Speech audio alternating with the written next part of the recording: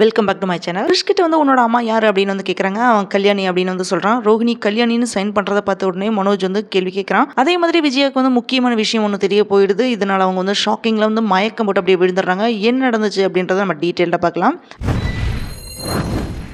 இன்னைக்கு எபிசோட்ல நடந்த மெயினான விஷயம் எல்லாமே வந்து இப்போ பார்க்க போகிறோம். ரோஹிணி அவளோட அம்மாட்ட வந்து முத்து வந்து உடனே வந்து கிறிஷ் வந்து கூட்டிட்டு வர சொல்கிறான். அதுக்கு அவளோட அம்மா என்ன சொல்கிறாங்கன்னா 10 நாள் கிறிஷ் வந்து அங்கே தான் இருக்கணும் அப்படின்னு வந்து சொல்லியிருக்காங்க. அவனை வந்து என்ன செய்யறது அப்படின்னு வந்து கேட்குறாங்க. அதுக்கு ரோஹிணி வந்து நான் பார்த்துக்கிறேன் அப்படின்னு வந்து சொல்கிறா.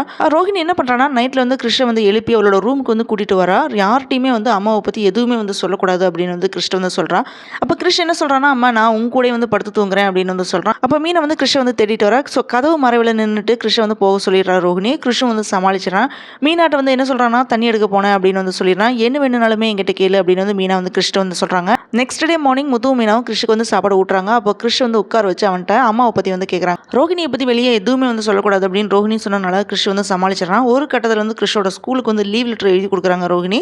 அதில் வந்து கல்யாணி அப்படின்னு வந்து சைன் பண்ணிடுறாங்க. அப்போ மனோஜ் அதை வாங்கி பார்க்குறான். அப்போ ரோஹிணி என்ன சொல்கிறான் உன்னோட நேம் போட்டு சைன் போட்டுருக்கலாம்ல அப்படின்னு வந்து கேட்குறான். அவங்க அம்மா எழுதின மாதிரியே தானே இருக்கணும் அப்படின்னு வந்து ரோஹிணி வந்து சமாளிச்சிடறான். விஜயா டான்ஸ் கிளாஸில் ரதி வந்து திடீர்னு மயக்கம் போட்டு விழுந்துடுறா. டாக்டர் வந்து கூப்பிட்டு செக் பண்ணி பார்க்குறாங்க. அப்போ அந்த டாக்டர் என்ன சொல்கிறாங்கன்னா இவங்க வந்து ப்ரெக்னெண்ட்டாக இருக்காங்க அப்படின்னு வந்து சொல்லிடுறாங்க. இதனால விஜயா வந்து ஷாக் ஆகிறாங்க. அதுக்கப்புறம் வெளியில் வந்து விஜயா வந்து மயக்கம் போட்டு அப்படியே விழுந்துடுறாங்க. ரதி அவளோட லவர்ட்ட நான் அப்பவே சொன்னேனே நீ தான் கேட்கல இப்போ என்ன பண்ணுறதுனே தெரியல அப்படின்னு வந்து சொல்லிட்டு போயிடுறா. இப்படி தான் இன்னைக்கு வந்து எபிசோட் வந்து முடிஞ்சிருக்கு. இந்த எபிசோட் பார்த்தீங்கன்னா ஃபுல்லாக sad emotional tension filled turning பாயிண்டாக வந்து இருக்கு. கிறிஷோட ஐடென்டிட்டி ரோஹிணி கிட்ட இருக்கிற அந்த பாசிட்டிவ் மதர்ஹுட் எல்லாமே வந்து கலந்து இருக்கு. நெக்ஸ்ட் எபிசோட்ல என்ன நடக்கும் அப்படின்னு பார்த்தீங்கன்னா கிறிஷ் யாருன்றது உண்மை வந்து கண்டுபிடிச்சிருவாங்களா, விஜய் வந்து ரெக்கவர் ஆயிடுவாங்களா, ரோஹிணியோட சீக்ரெட் எல்லாமே வந்து அம்பலம் ஆகிடுமா, இப்படி எல்லாமே இனி வர எபிசோட்ல வந்து நம்ம தெரிஞ்சுக்கலாம். உண்மையாக வந்து மறைச்சாலுமே அது ஒரு நாள் வந்து வெளியே வரும். அப்புறம் ரோஹிணி வந்து மாட்டிக்க போகிறாங்க.